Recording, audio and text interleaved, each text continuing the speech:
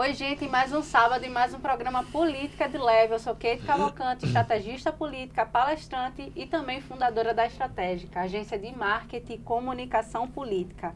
Hoje aqui nos estúdios eu recebo o vereador Felipe Alecrim, líder da oposição na Câmara do Recife, filiado ao Partido Novo, foi reeleito em 2024 com mais de 8.000 votos, é formado em gestão pública e com MBA também em projetos sociais. Já assinou leis importantes como a Semana pela Vida e também a Entrega Legal, uma outra lei de autoria do vereador Felipe Alecrim. Ele apresentou recentemente um projeto para a criação do programa Observatório das Pessoas com Doenças Raras. E a sua marca é a fiscalização independente e a defesa dos valores cristãos, comunitário e de políticas públicas transparente. Seja bem-vindo, vereador, ao Política de Leve. Muito bom ter o senhor aqui. Eu que agradeço, Keite, agradeço toda a sua audiência. É um prazer poder estar aqui falando com você, trocando uma ideia sobre política pública, e a gente sabe que só se muda a realidade do mundo através da política. Então, sempre bom debater a boa política para que a gente consiga ser um instrumento, um canal de transformação através da política da vida, principalmente daqueles mais necessitados. Então, um prazer estar aqui com você. Perfeito, vereador. Obrigada. Vereador, comece se apresentando. Me diga quem é Felipe Alecrim, fora da política institucional. Vamos lá, eu sou vereador Felipe Alecrim, eu estou vereador Felipe Alecrim, é o segundo mandato, como né? Você bem colocou. Tive 7.901 votos, primeiro mandato eu tive 4.681, então houve de certo modo uma aprovação, uma aceitação do trabalho que nós realizamos. Vale o registro de que eu nunca fui um político, ou seja, nunca disputei uma eleição para ser síndico de prédio. Então, a igreja, de um modo geral, a igreja católica, aí eu envolvo padres, bispos, diáconos, enfim, o povo de Deus enxergou em mim essa vocação. Acho que por causa dos muitos trabalhos de ação social e do envolvimento objetivo na igreja, os irmãos evangélicos têm ocupado muito esses espaços e a igreja hoje, de certo modo, não consegue ter uma representação. E hoje a gente peca bastante enquanto terceiro setor. Sim. E aí eu não me refiro à celebração da Santa Missa, ou envolvimento com o que é sagrado. Isso a gente precisa dividir muito bem. Mas enquanto terceiro setor, a gente sabe que hoje a Igreja Católica tem um trabalho de assistência social gigante, que nenhum país no mundo se compara à realidade que a Igreja Católica abraça, né? Do ponto de vista da saúde, da educação, enfim, todos os aspectos. E hoje a gente sofre bastante com falta de recurso, de apoio para que essas atividades aconteçam. Então, abri o coração, chamado da própria doutrina. O Papa Francisco falava que era uma obrigação do leigo católico envolver-se com a política, porque a política é a mais alta forma da prática da caridade, porque busca o bem comum. E ele ainda alertava que nós não poderíamos ser como Pilatos, lavar as nossas mãos. E se a política hoje vai mal exatamente por falta do comprometimento dos cristãos, daquelas pessoas que carregam as virtudes ou buscam, né, se esforçam por carregar as virtudes de Cristo Jesus para esse mundo. Então sou um religioso, um missionário, pregador da palavra. Você bem colocou, formado em gestão pública, tenho também MBA em gestão de projetos sociais. Trabalhei 20 anos da minha vida com tecnologia, ferramentas de gestão. Eu costumo sempre dizer que Deus, na minha visão, me preparou para viver o que eu estou vivendo agora. A gente sabe o quanto é caro uma eleição aqui no Recife. Sim.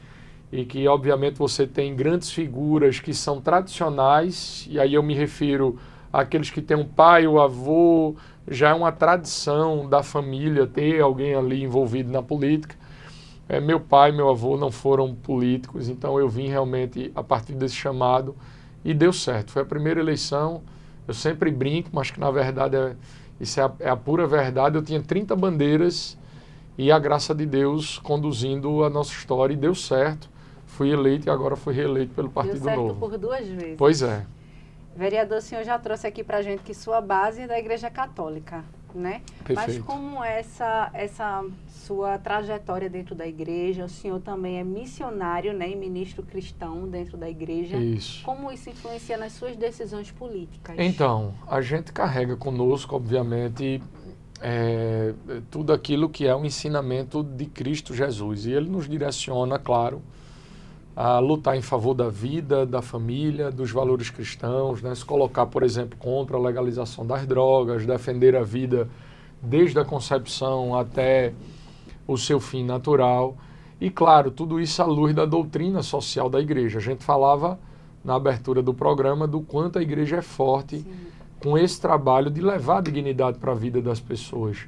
Então, meu mandato é muito guiado, muito conduzido por essa realidade. Então, a gente tem muitos projetos, por exemplo, voltados às pessoas em situação de rua.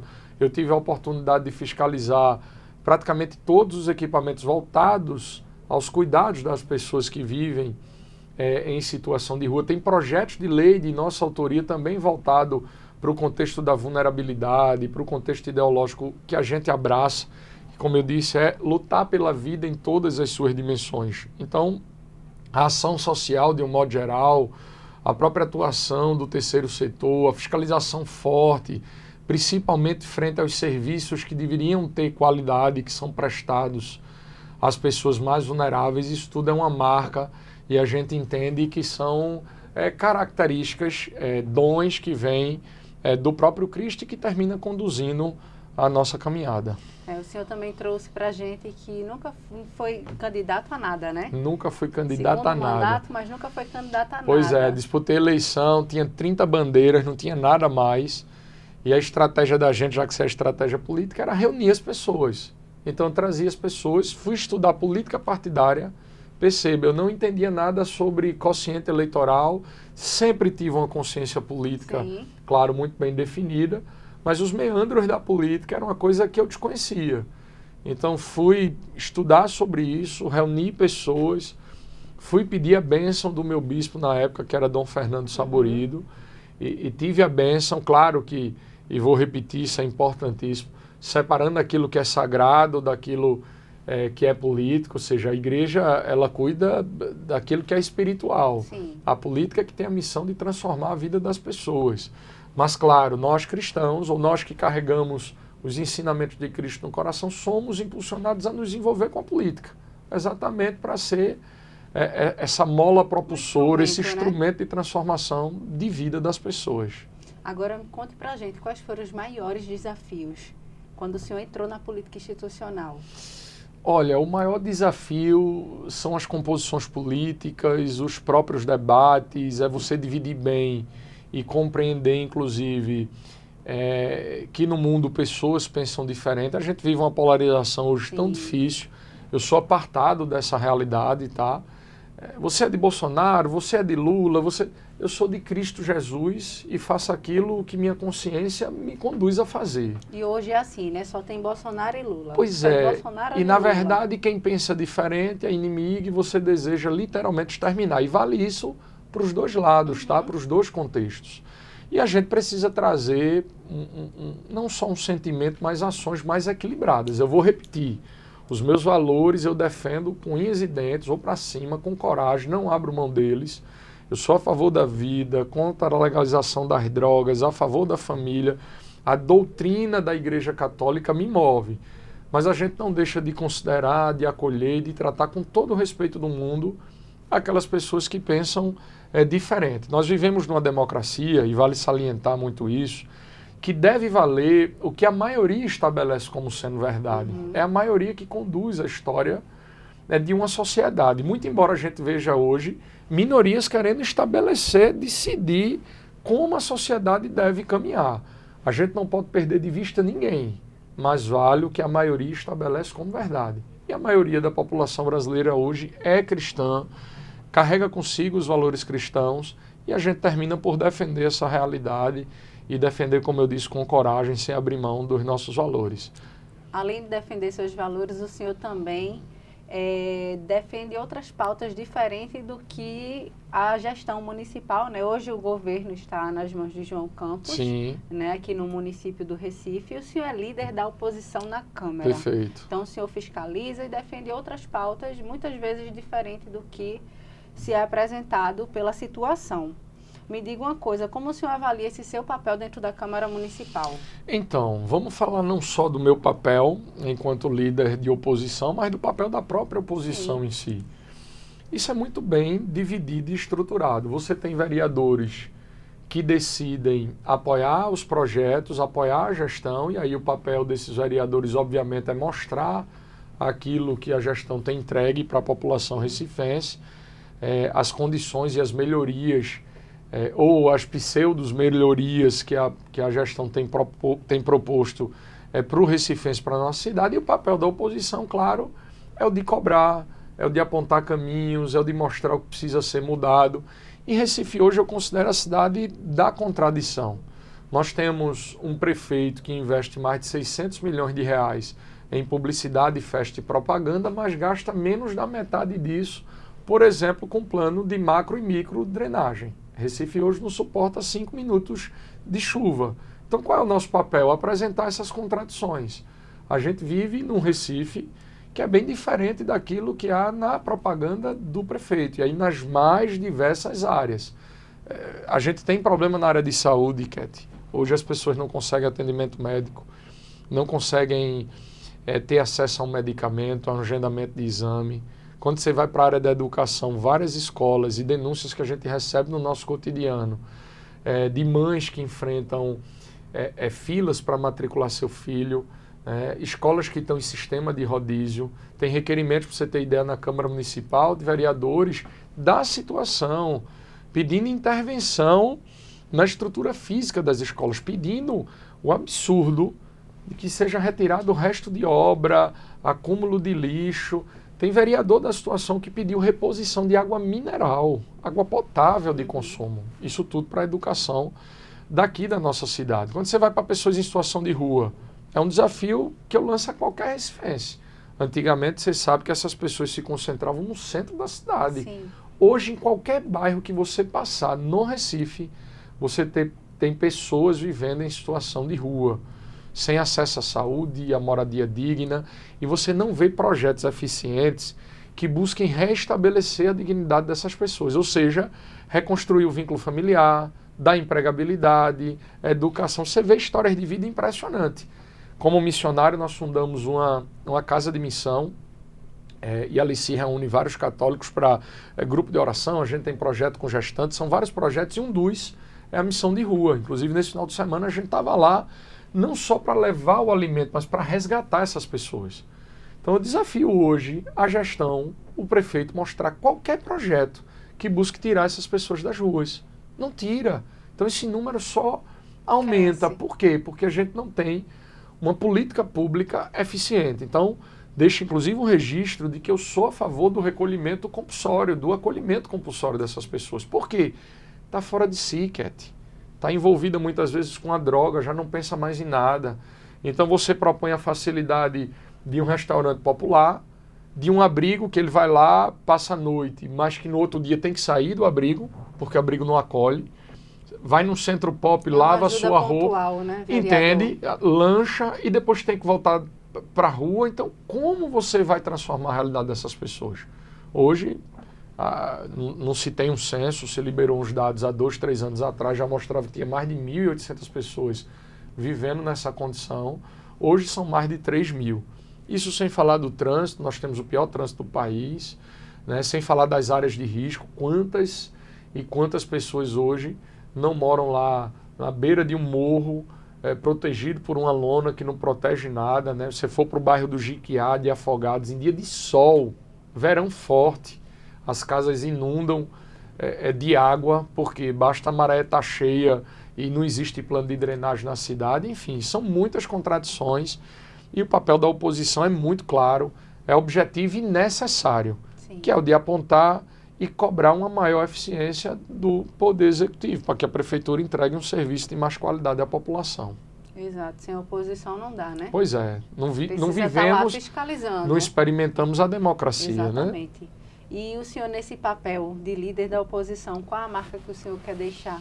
Então, penso eu, e aí no diálogo com os próprios colegas da oposição, e vale o registro de que eu fui conduzido, não houve nenhum tipo de articulação, então foram os novos vereadores e os que também são remanescentes da legislatura anterior, que me pediram para conduzir o trabalho da oposição. Talvez por causa de um pouco mais de experiência, de um conhecimento também do regimento interno. Então a gente tem deixado uma marca, penso eu, que está muito ligada a essa organização, ao trabalho legislativo, ao acompanhamento dos colegas de oposição, para que a gente tenha uma visão padronizada de como realizar uma cobrança que seja devida, né, que seja eficiente, que não seja só barulhenta, ou seja, que tenha um propósito de criar uma teoria do caos, mas a gente tem, de fato, buscado fazer uma oposição propositiva, para que aquilo, obviamente, renda frutos para a cidade do Recife e para o povo do Recife. O nosso trabalho precisa ter esse foco de levar melhoria para a condição de vida das pessoas, e eu acho que esse legado a gente tem deixado de uma oposição responsável, mas de uma oposição que entrega e propõe também, claro, um Recife diferente. A gente sabe que o papel do vereador é legislar e fiscalizar. O Poder Executivo é quem faz as entregas. Então, o nosso papel lá é fazer as cobranças, e essas cobranças devem ser feitas com qualidade, sempre com foco a que a Prefeitura preste e entregue um serviço de qualidade à população.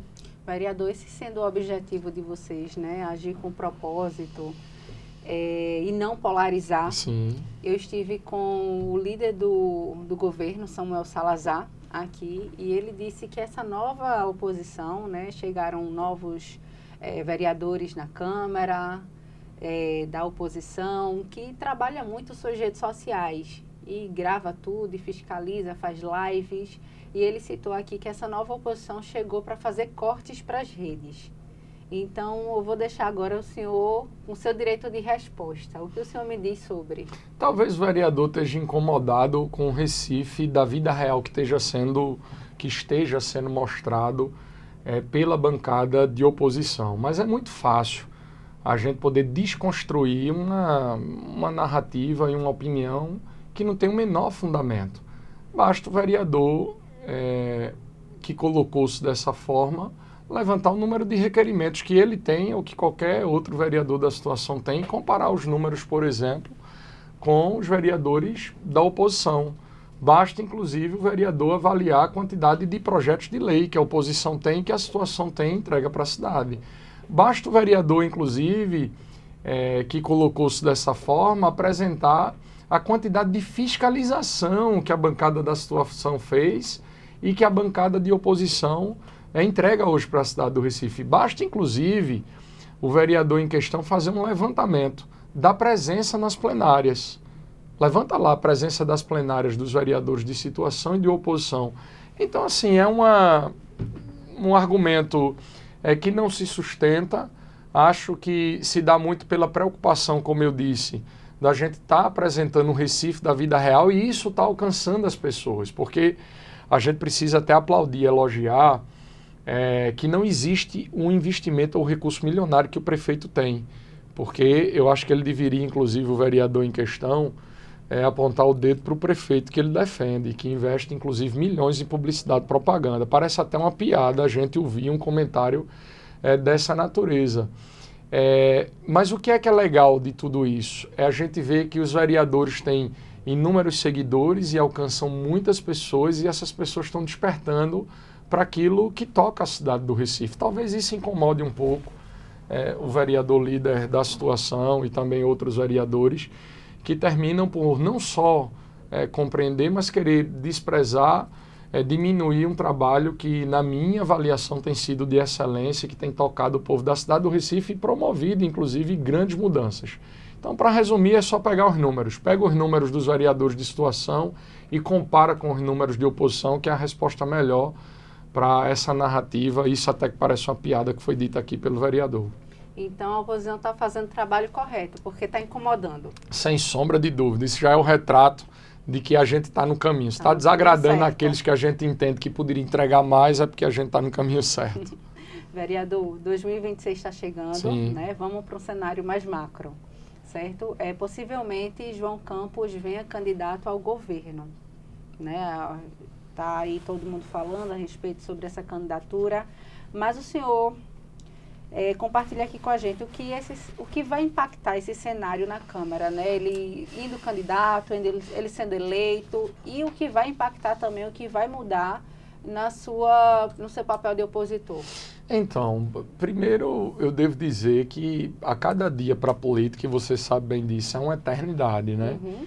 Eu realmente não sei, quando falou isso até as pessoas se chateiam lá da situação, se o João Campos é de fato candidato. Eu acho que ele deveria se preocupar muito com o Recife. Como eu disse, existe muito para se entregar.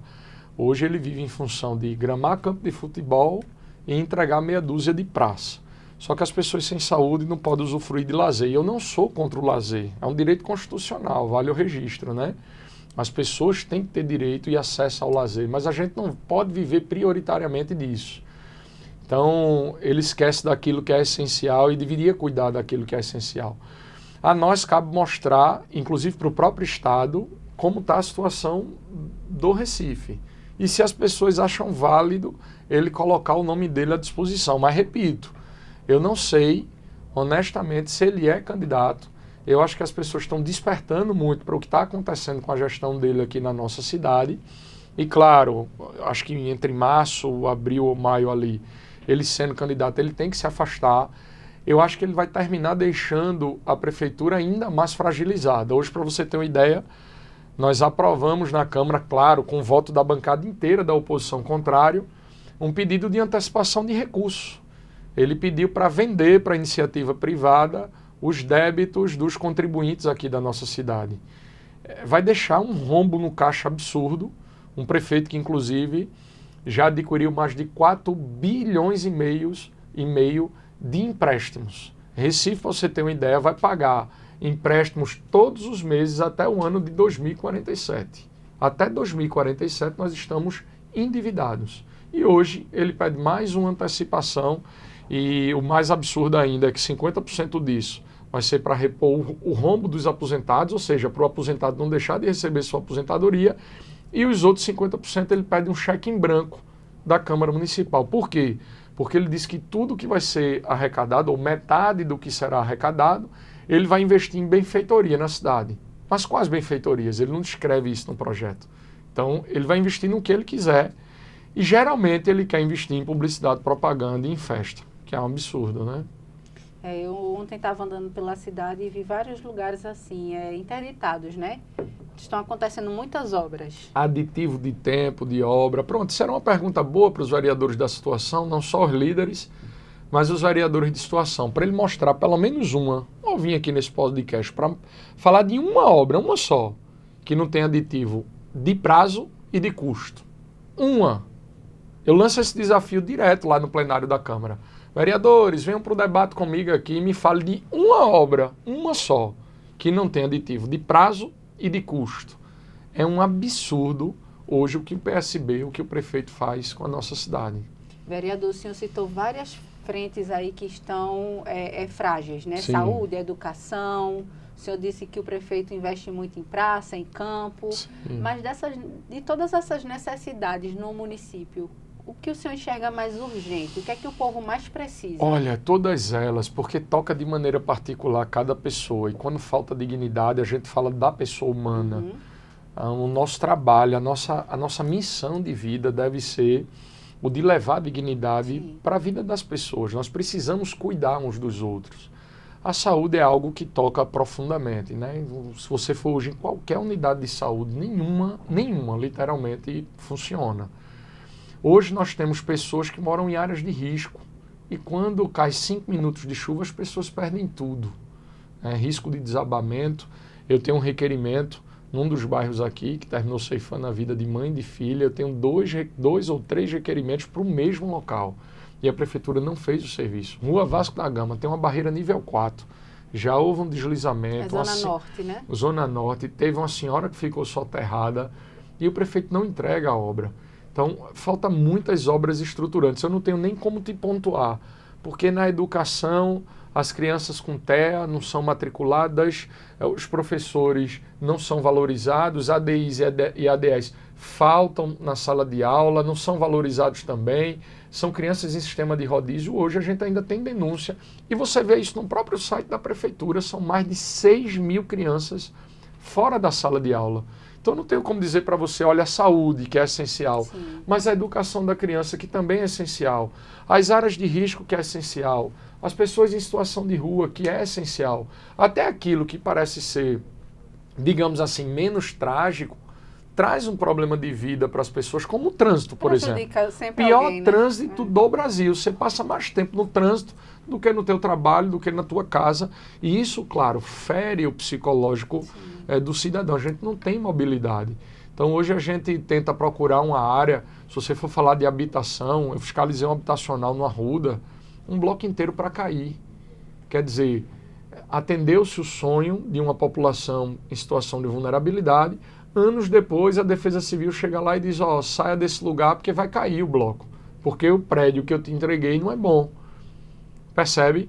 Tá para cair, cheio de rachadura. E o pior, dá R$300 de auxílio aluguel para esse cidadão alugar algum espaço para ele morar no Recife. A pergunta fica, que aí os vereadores de situação deveriam responder também. Como é que você mora no Recife com R$300? Então, parece assim, eu queria um gravador às vezes, Cat, para a gente ficar apertando o play, porque você gastar absurdo, mais de 600 milhões, publicidade, propaganda, festa, e dar R$300 para uma pessoa humilde, uma pessoa em vulnerabilidade, alugar um espaço para morar, isso é uma maldade, é uma tapa na cara do cidadão recifense, principalmente naqueles que vivem uma maior necessidade em suas vidas. É revoltante, né? Pois é. Agora vamos para os seus projetos, bandeiras, pautas. Simbora. Né, o senhor é autor da Semana pela Vida, Isso. também é autor da Entrega Legal, que também é outro projeto de lei seu. Perfeito. Apresentou recentemente o projeto do Observatório das Pessoas de Doenças Raras, Isso. né? O que motivou o senhor a levantar essas bandeiras? Aquilo que me move, como eu te disse, são os ensinamentos de Cristo Jesus, a nossa forma de enxergar a vida é a luz do Evangelho, do magistério, da sagrada tradição, é sempre em busca de levar dignidade para a vida das pessoas. Na Semana pela Vida, que vai se dar agora, a partir do dia 1º de outubro até o dia 7, culminando no dia do Nascituro, que é o dia 8 de outubro, a gente celebra uma semana inteira para poder evidenciar a defesa da vida em todas as suas dimensões.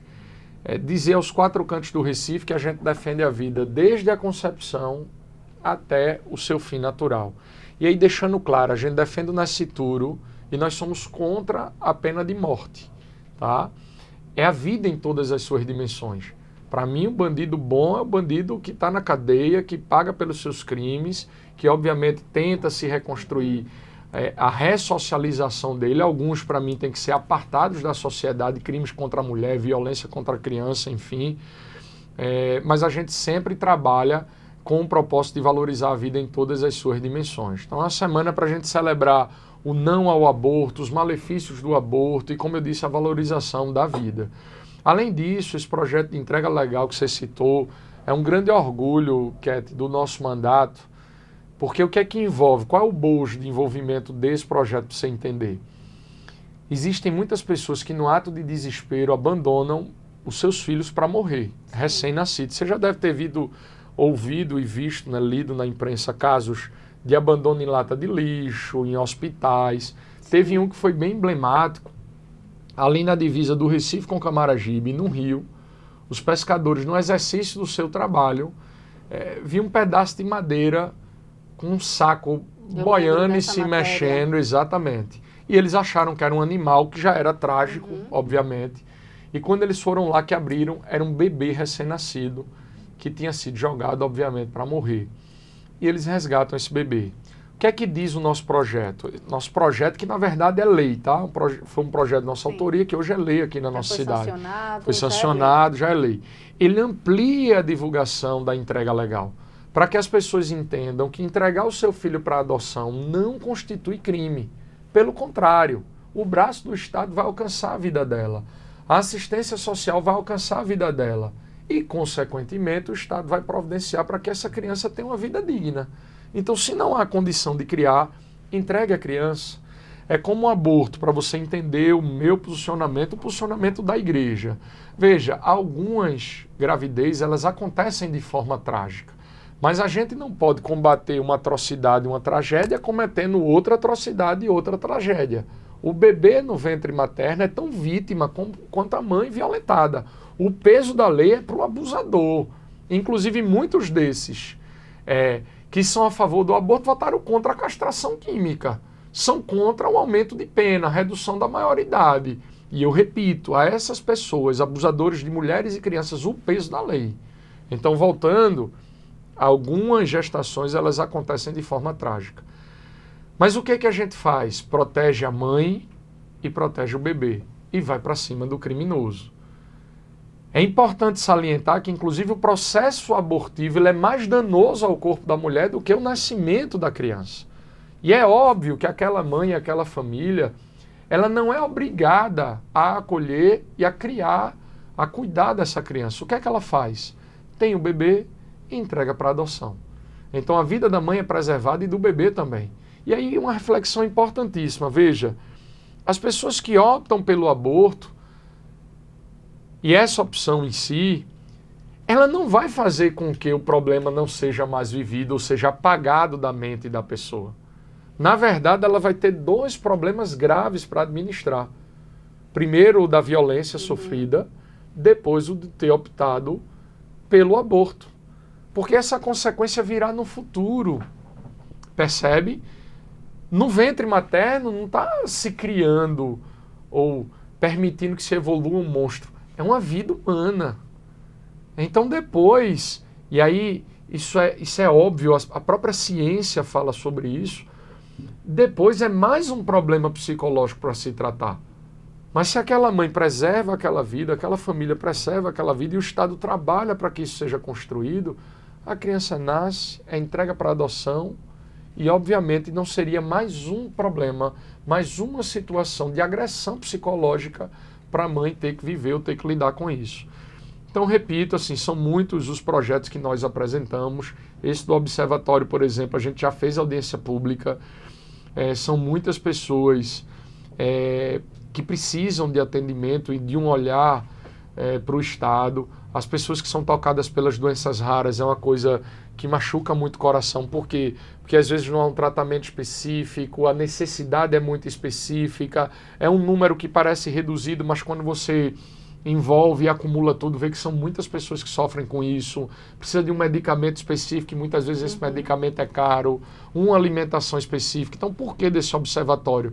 Para a gente, inclusive, ter dado estatístico. Sim. Na audiência pública é de você chorar, é de partir o coração.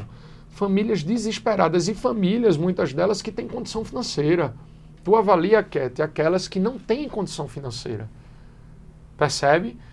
Falando de TEA, que hoje é uma coisa que no cotidiano é incrível como a gente vê tantos casos, né, assim, sendo aflorados, e existe um olhar do poder público para isso, mas é algo que já tem um tratamento, um controle, a ciência já explica de forma mais objetiva, já está amplamente divulgado, existe um trabalho, mas quando você fala assim de doença rara, são coisas que muitas vezes as pessoas não têm ainda percepção.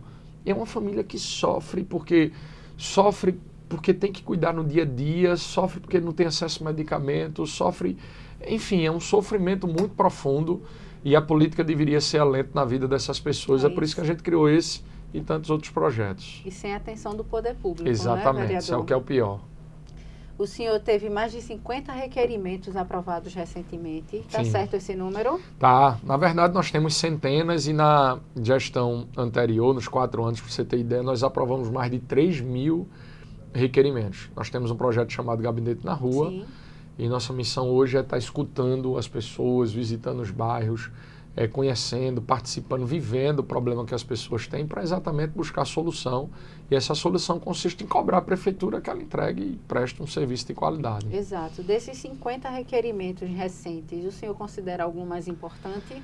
Cat, na verdade todos eles têm a sua devida importância.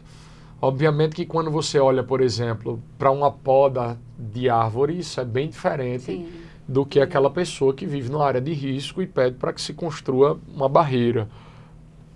Mas, de todo modo, os problemas da nossa cidade tocam de forma particular a vida de cada pessoa. A gente tem um trabalho muito forte em processo de escuta que revela a condição de vida precária de muita gente. Então a gente sempre volta muito o nosso olhar, como eu já falei aqui diversas vezes nesse momento aqui com você, para aqueles que têm grandes necessidades. Então são requerimentos de reforma de escola, de reforma de unidade de saúde, são requerimentos que pedem construção de barreiras. Esses são sem dúvidas mais importantes, porque buscam levar uma dignidade que chega a ferir a alma, porque você não tem acesso a um médico, você chegar de madrugada no posto de saúde, numa unidade de saúde administrada pela prefeitura, você sofre junto com eles. Então são requerimentos principalmente que de certo modo traz um impacto até no sentido de preservar aquilo que é o maior patrimônio, o maior bem de uma pessoa, que é a sua vida, que é a sua saúde, né? Então esses requerimentos com foco mais na dignidade humana, eles obviamente que terminam por ser mais importantes. Vereador, 2026 está chegando e Sim. O senhor vem para outro cargo, vai se colocar à disposição do partido? O Partido Novo, vale essa referência, Kétia, excelente pergunta. Ele é o partido que mais cresce no país, tá? Em números proporcionais. Hoje o partido tem um foco, claro, de fazer muitos deputados federais para ter uma representação ali no Congresso Nacional. O Partido Novo, hoje aqui, sob a presidência do Técio Teles, até faço a sugestão, não sei se ele já veio aqui, se não veio, ainda não, de você trazê-lo. É um grande quadro, foi candidato a prefeito aqui na nossa cidade, conduz hoje o nosso partido, e o nosso foco hoje é ser soldado naquele exército. Então hoje a gente tem feito um trabalho de trazer os pré-candidatos e definir e organizar o que a gente chama de chapa, que na verdade é o time que vai disputar a eleição. Então, como soldado nesse exército, eu estou não por um projeto pessoal, mas um projeto bem mais amplo, que busque fazer ou trazer ou proporcionar o crescimento do Partido Novo no Estado e no país. A gente entende que consolidando esse tamanho do partido, obviamente que a gente vai ter a construção de um projeto futuro com mais firmeza e com melhores resultados para o país, não só para o partido. Então, sou soldado, a gente está no caminho de decidir. Na teoria, todos nós precisamos vir pré-candidato a deputado federal, mas ainda existe um processo de construção, então não tenho como te afirmar categoricamente qual o caminho que a gente vai seguir. Ainda está no campo da estratégia, das definições.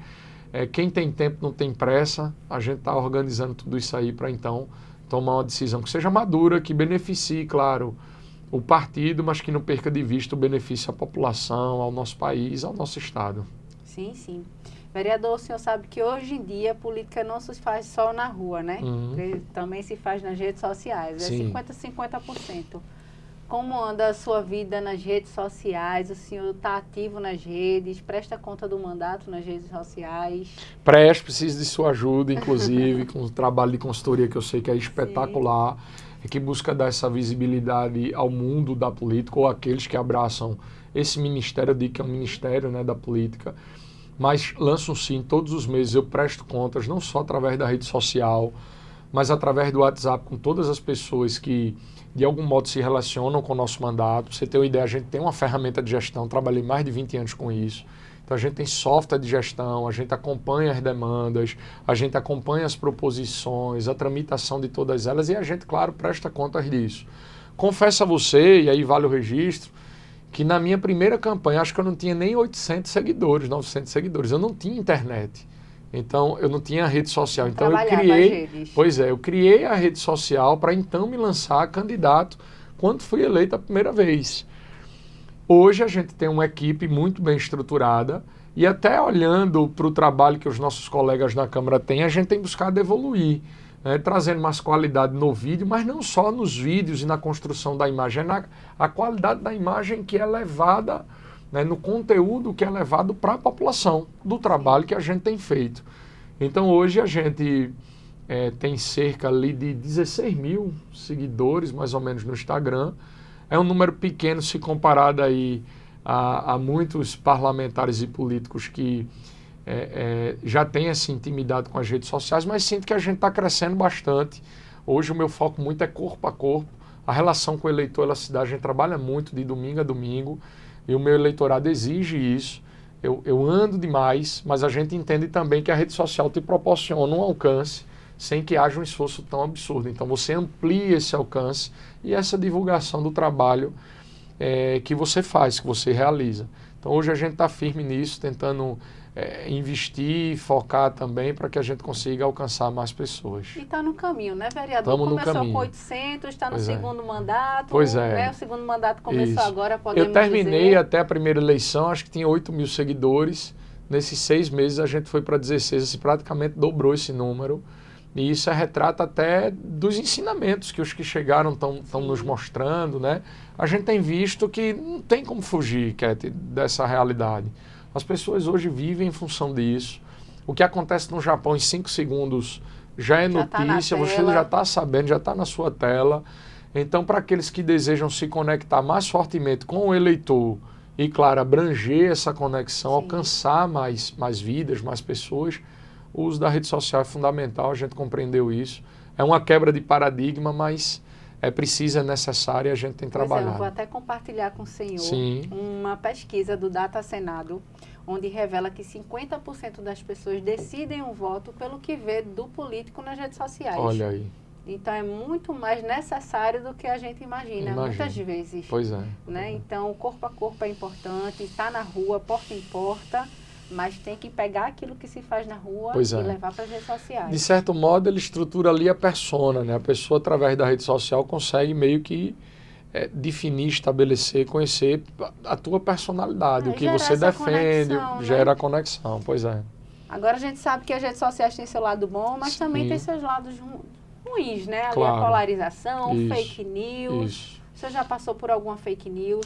Já por algumas, eu não gosto nem, na verdade, de comentar sobre eles. O meu foco é seguir em frente. O débito é com Cristo Jesus e, claro, com aquelas pessoas que se interessam e que têm bom coração, né? Se interessam pelo nosso trabalho. Mas hoje uma coisa que me corta muito o coração é o cancelamento das pessoas. A gente vê que qualquer equívoco, falha, as pessoas têm uma tendência gigantesca de literalmente cancelar, de acabar, de destruir a vida das pessoas. Que, claro, você precisa ser responsabilizado, né, pela sua fala, pelas suas atitudes, mas de um modo geral a gente precisa se compreender como seres humanos e isso é uma situação muito difícil, né? Quando se fala, por exemplo, da polarização, as pessoas hoje não têm mais opinião. Na verdade, elas defendem como se estivessem ali participando literalmente de uma guerra e o desejo no coração delas é anular outra pessoa. Então você vê o que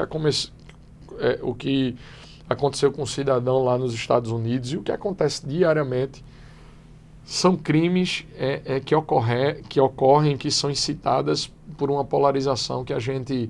E veja, não se conhece lado. Hoje a gente precisa entender que isso está se tornando cansativo, as pessoas não estão aguentando mais. É preciso que a gente passe a enxergar ou a nos enxergar. Tem família que está deixando de participar de um Natal junto, porque a opção de uma pessoa é por A, por B, enfim. Essa polarização. Então, tem destruído muitas famílias, eu não compactuo com isso. É claro, eu tenho, como eu disse, os meus valores e a minha visão de mundo muito bem definida, muito bem estabelecida, mas não é meu inimigo, eu não desejo o fim daqueles que pensem diferente de mim, senão eu não estaria, claro, sendo cristão, né? Vou aproveitar essa sua preocupação com os crimes dentro das redes sociais e lhe perguntar, o senhor é contra ou a favor a regulamentação das redes sociais, que é um projeto que está sendo discutido lá em Brasília, né? Então, eu acho a regulamentação um grande risco de se ferir o direito à liberdade. Eu sou a favor da liberdade em todas as suas circunstâncias. Então, para mim, a regulamentação ela já existe. Em que sentido? Veja, eu sou livre, Keti, para falar, para pensar o que quiser ao seu respeito. Mas eu tenho que entender que a partir do momento que eu exponho o meu pensamento sobre você e esse pensamento te agride, você vai buscar a força da lei para poder equilibrar essa relação. Então, falar o que eu quiser, eu posso. Mas eu preciso entender que eu vou ser responsabilizado por isso. Punido. Então, já existem hoje leis que atuam diretamente nesse contexto. Na hora que você se sentir agredida, obviamente você vai pedir o teu dano moral, você vai pedir a prisão dessa pessoa, enfim.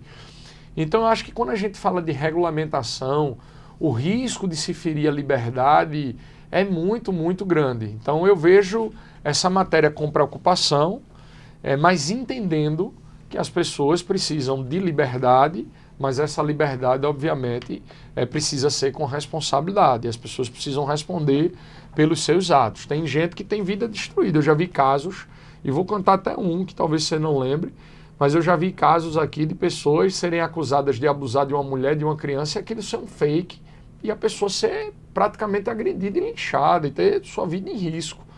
Aconteceu um episódio aqui de um guarda municipal, no centro da cidade do Recife.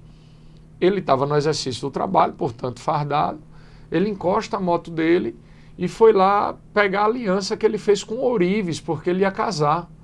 E aí um cidadão grava esse guarda municipal, pegando esse ourives, e ele grava aquela cena dizendo assim, olha, ele pegou a aliança, e pegou porque foi multar, e na verdade ele tá pegando aquilo ali para poder não ser punido, tal, ou seja, como se fosse um ato de corrupção.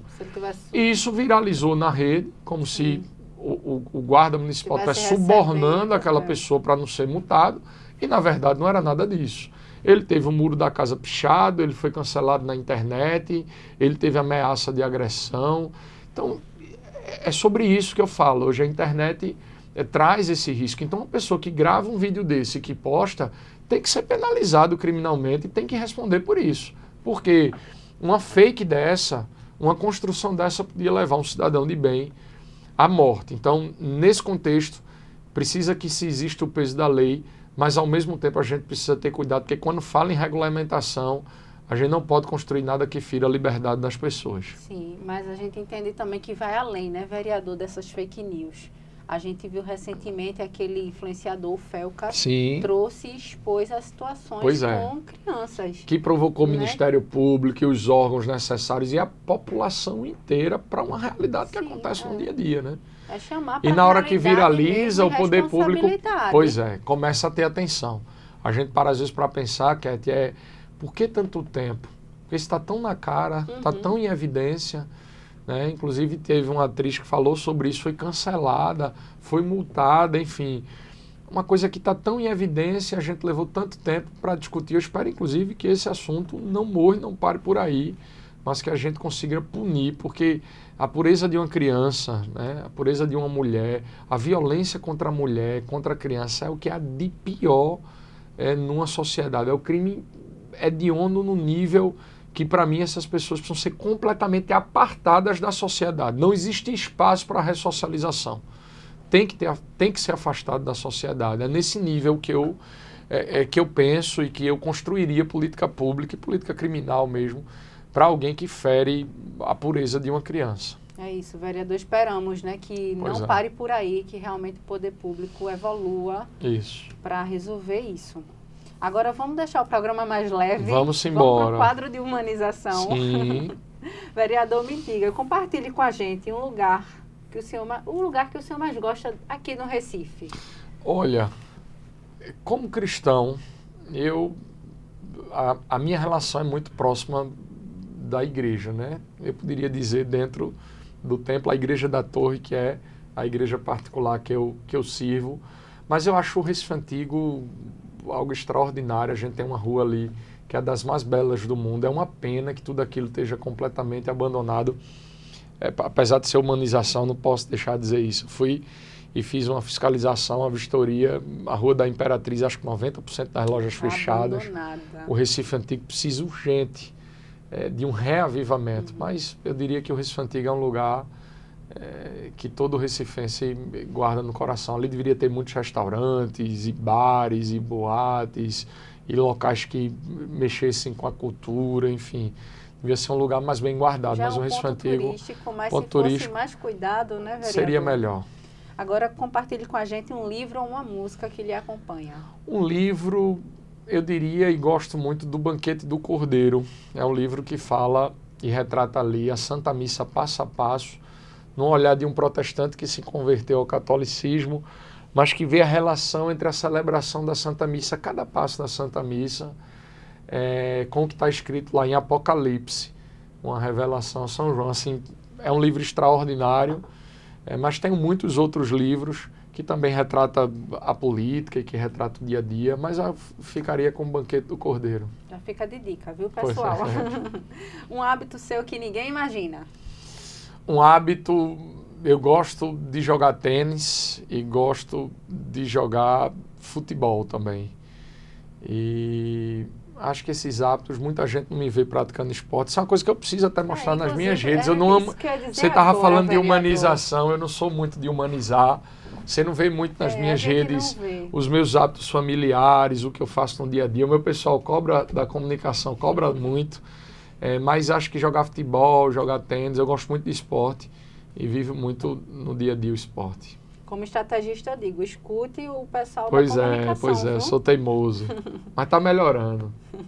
Agora, me diga um sonho que o senhor ainda não realizou, mas deseja realizar muito. Olha, um sonho.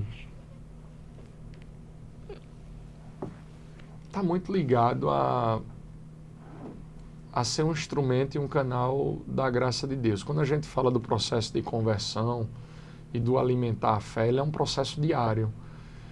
Então, o meu sonho é o céu, é ganhar o céu que Cristo já conquistou para a minha vida e conseguir conquistar muitas e muitas vidas para que a gente esteja junto contemplando a face de Deus. Mas um sonho que parece até uma firula política, né? Qualquer político de repente até falaria isso, mas é de verdade, é que as pessoas tivessem mais dignidade.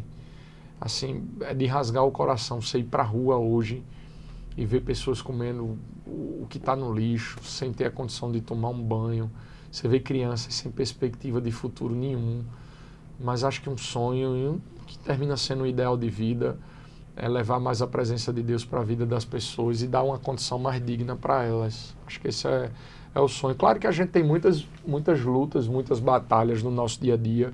Todo mundo quer ir a um bom restaurante, todo mundo quer se vestir bem, quer comer bem. Mas o ideal é que isso não faltasse para ninguém. Veja, Deus derrama bênção, graça, dons em nossa vida para a gente consumir, é nosso, fruto do trabalho.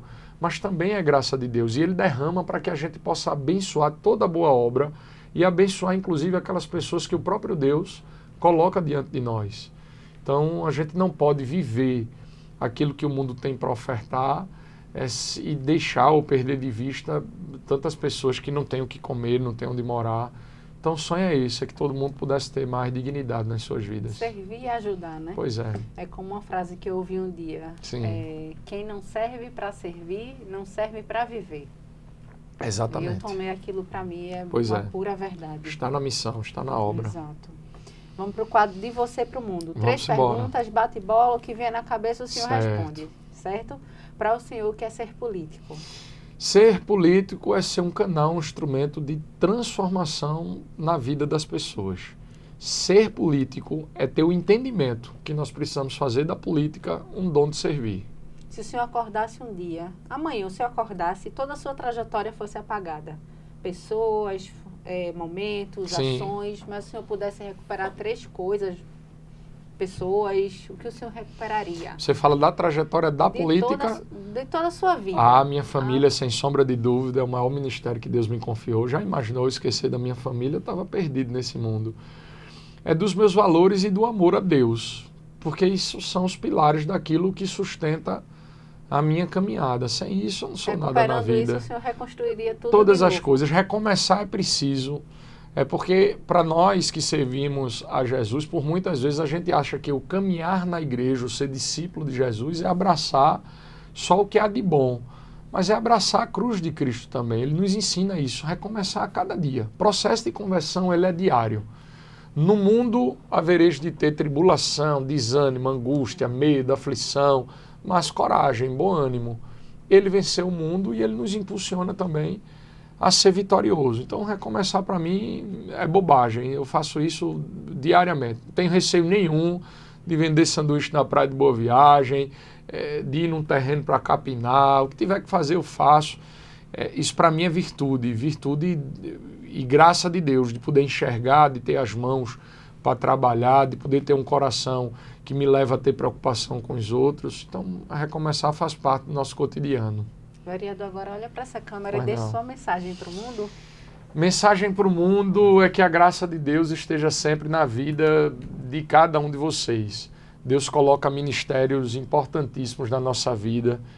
O primeiro deles é a nossa família. Depois é a nossa missão na obra de Deus. Eu costumo dizer que até fora da igreja você vê tantas pessoas com valores cristãos, aqueles valores que te faz ser preocupado com a necessidade das pessoas. É quando você vê pessoas vivendo problemas, angústias, necessidades de outras pessoas como se fosse de si próprio. Então, se há um recado que eu posso deixar nesse momento, é a graça de Deus, os dons do Espírito Santo na vida de todos, não é só da classe política. Em qualquer missão que você abraçar, que você deseje sempre ser a luz de Cristo no mundo. Se a gente olhar para o Cristo, inclusive na relação histórica, né, o Jesus histórico, ver as obras que ele realizou e a gente se espelhar nessas obras, então a gente vai ter um mundo melhor. Se hoje nós vivemos problemas no mundo, nós vivemos pela falta da presença do amor de Deus na vida das pessoas. Então o recado é objetivo, que a graça de Deus esteja sempre na tua vida, na tua, de todos nós, para que a gente tenha e viva num mundo melhor. Amém. Amém.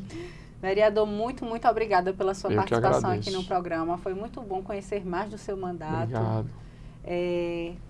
Onde as pessoas lhe encontram nas redes sociais? Deixe o seu @. Vamos lá. Nós temos um site, www.filipealecrim.com.br. Lá é bem completo.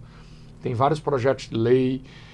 O cidadão pode interagir conosco, enviando sua denúncia, sua reclamação, problema do seu bairro. Lá a gente transforma as demandas em fiscalização e em requerimento.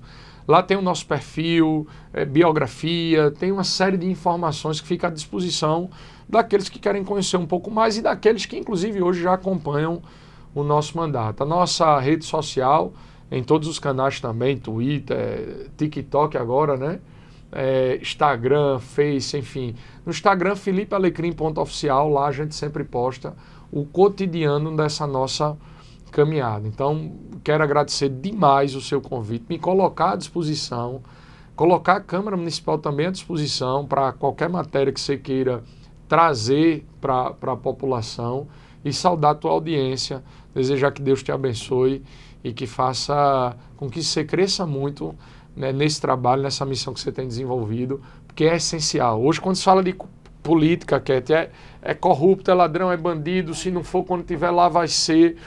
E atividades, trabalhos como esse que você desenvolve, humaniza a política e mostra principalmente à população a importância da gente escolher bons políticos, porque a gente muda a realidade do mundo através da política. Muito obrigada, vereador. Eu te agradeço. Eu lhe agradeço demais por ter aceito. Obrigado. E as portas aqui também estarão sempre abertas. Vamos viu? embora. Quando Qualquer me convidar, coisa, eu volto. mande um zap. Fechado. Viu? E a gente combina novamente. Valeu. E para vocês que ainda não me acompanham nas redes sociais, me sigam, @Kate Cavalcantes. Sigam também o Instagram do Política de Leve, é recente, novinho, fiz há 2 semanas, então bota lá o @, Política de Leve. E acompanha aqui o nosso programa de hoje, compartilha com quem precisa assistir, ativa o sininho e até o próximo sábado. Tchau, tchau!